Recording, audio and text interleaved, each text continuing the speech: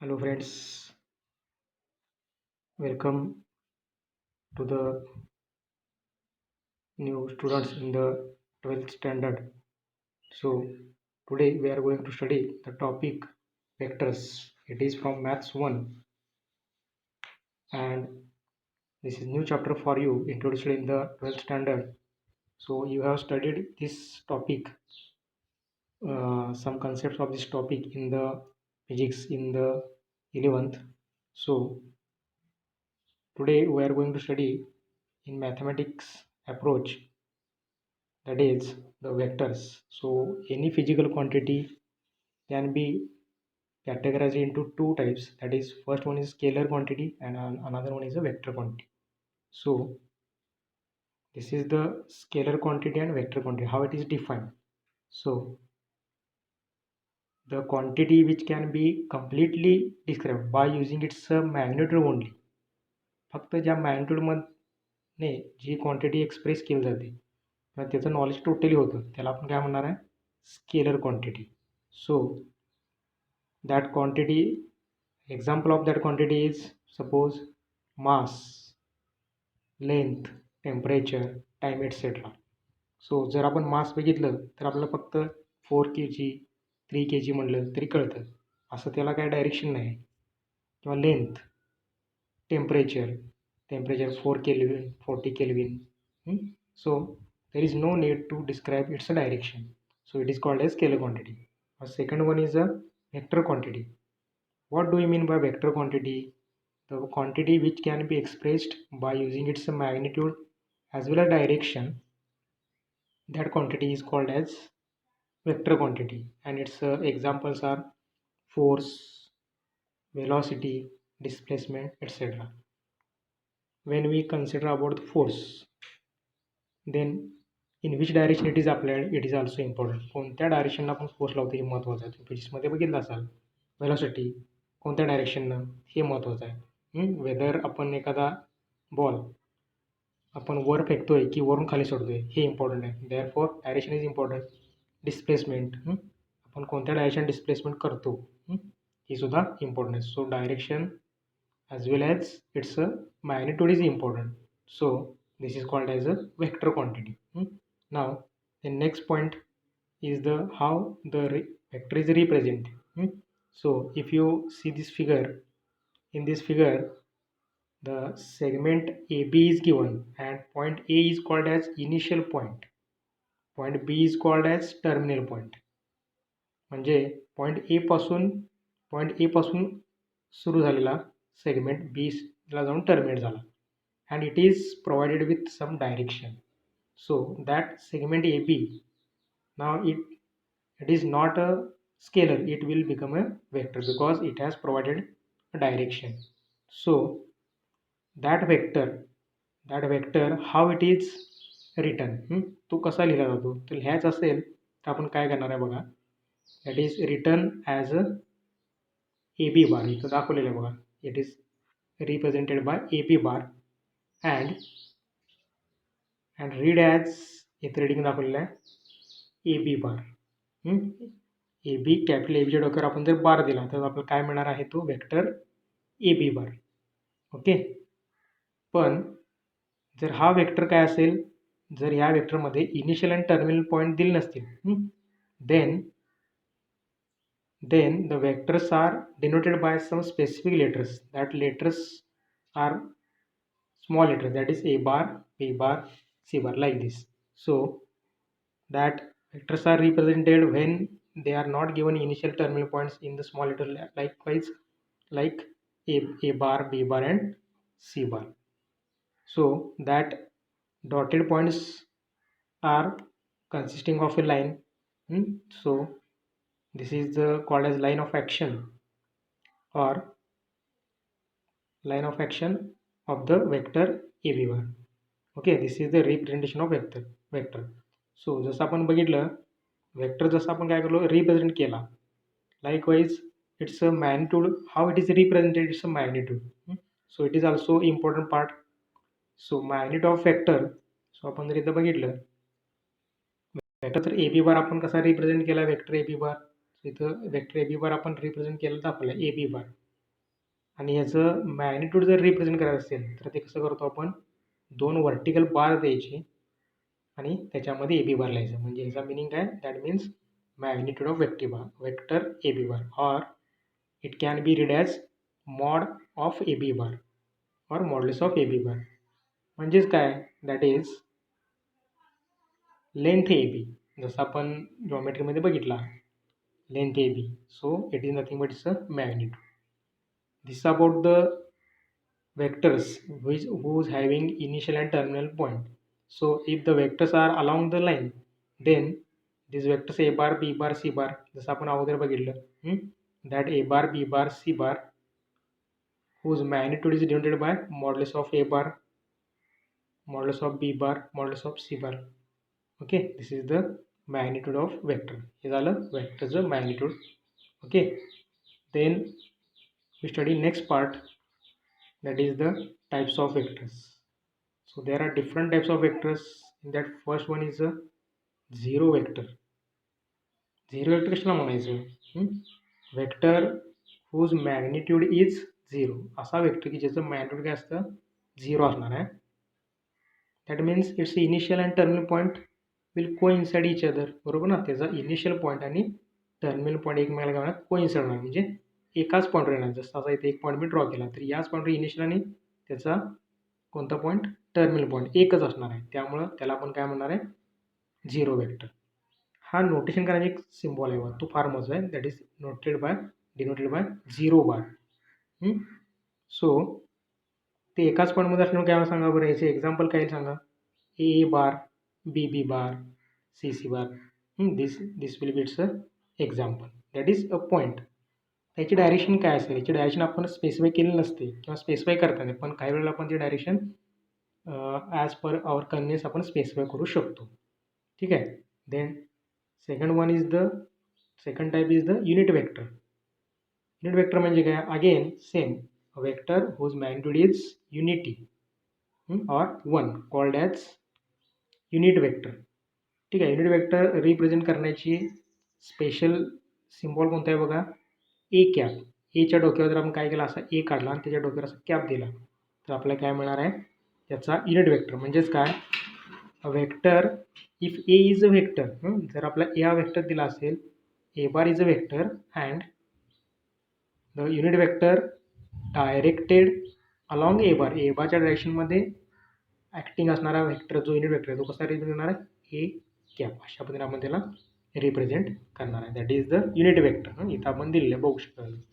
Next one is the को initial and को terminus vectors. को इनिशियल अँड को टर्मिनस वेक्टर्स म्हणजे काय, तर तुमच्या समोर डायग्राम आहे. ही डायग्राम अतिशय इम्पॉर्टंट आहे, ऑब्झर्व करा केअरफुली. काय सांगितले बघा, को इनिशियल म्हणजे काय, that is vectors having same initial point.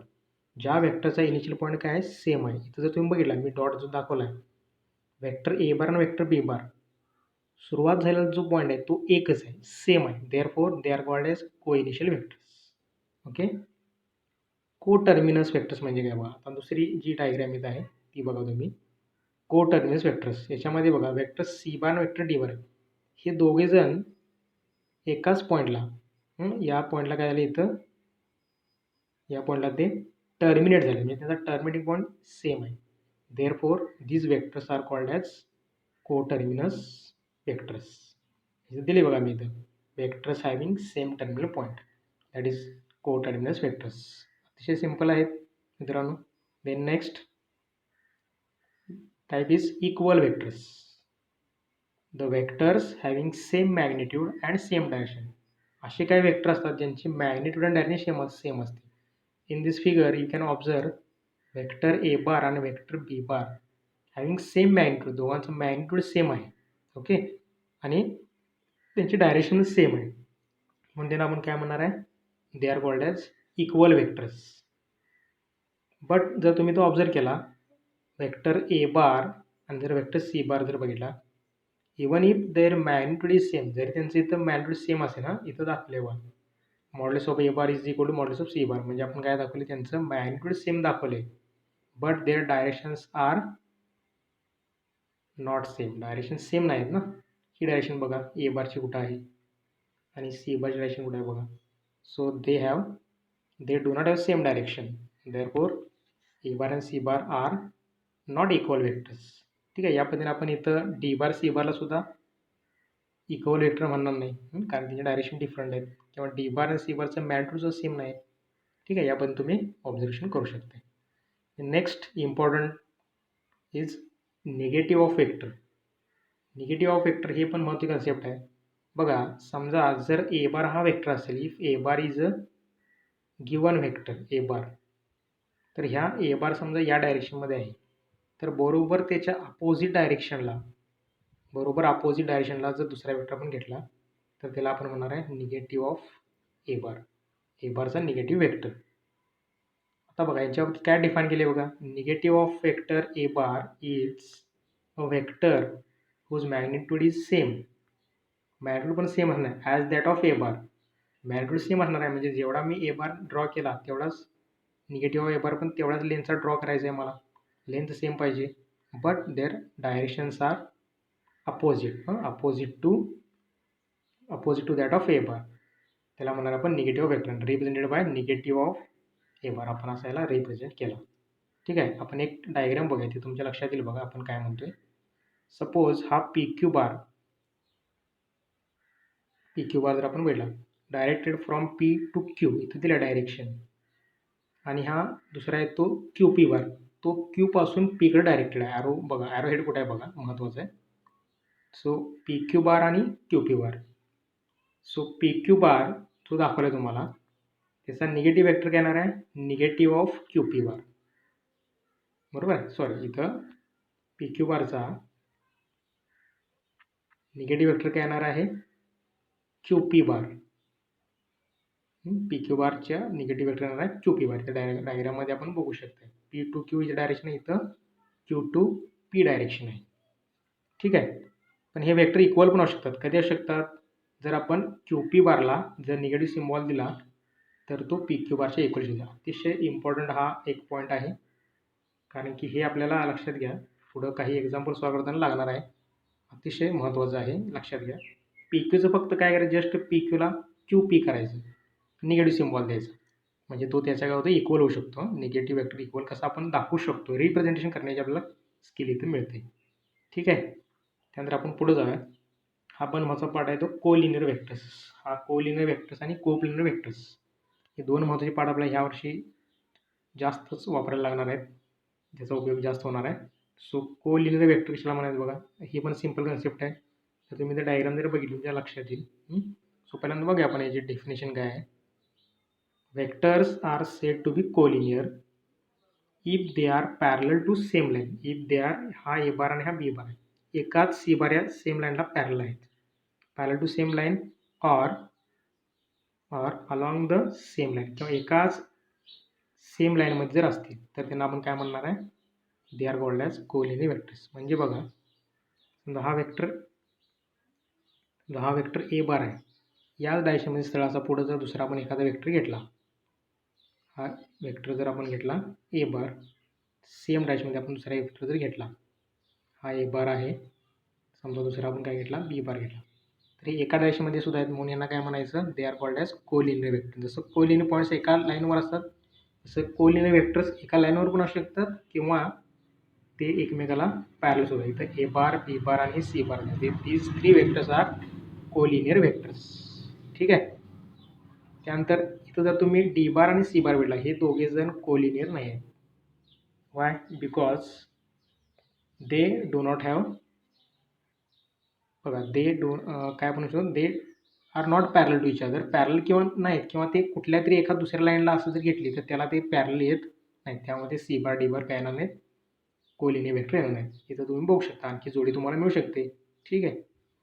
Then important part is a free vectors and localize vectors. Free vector आपणचा यूज इथं जास्त टॉपिकमध्ये करणार आहे, किंवा या टॉपिकमध्ये आपल्याला तेच वेक्टर आपल्याला बघायचे आहेत. फ्री वेक्टर म्हणजे काय, इथं तुम्हाला डायग्राममध्ये वेक्टर दाखवलेत बघा. जर आपण बघितलं, ए बार हा वेक्टर आणि दुसरा एक बी बार हा वेक्टर आहे. हा एक ए बार आणि हा बी बार. मी काय केला, हा ए बार उचलून इथं ठेवला आणि बी बार उचलून इथं ठेवला. बघा, दोघांचं मॅग्निट्यूड सेम आहे, फक्त इनिशियल पॉईंट जो आहे तो काय केला, मी चेंज केला. इनिशियल पॉईंट फक्त चेंज केला आहे. इथं सुद्धा बघा काय केलं मी, ए बारची डायरेक्शन सेम आहे, मॅग्निट्यूड सेम आहे, फक्त त्यांचा इनिशियल पॉईंट मी काय केला डिफरंट घेतला. म्हणजेच काय बघा, vector whose initial point can be taken anywhere. Initial point कुठून घेऊ शकतो, in the space, keeping magnitude and direction same, called as free vector. म्हणजे आपण हा वेक्टर कुठेही काय ट्रान्सफर करू शकतो, फक्त त्याचं मॅग्निट्यूड आणि काय करायचं डायरेक्शन चेंज करायची नाही, इनिशियल पॉईंट आपण चेंज करू शकतो, कॉल्ड ॲज फ्री वेक्टर्स. त्याच्यात थोडंसं एक अपोजिट किंवा एक रिव्हर्स कन्सेप्ट म्हणू शकतो आपण, ती आहे लोकलाइज वेक्टर्स. म्हणजे काय लोकलाइज म्हणजे काय, एका ठिकाणी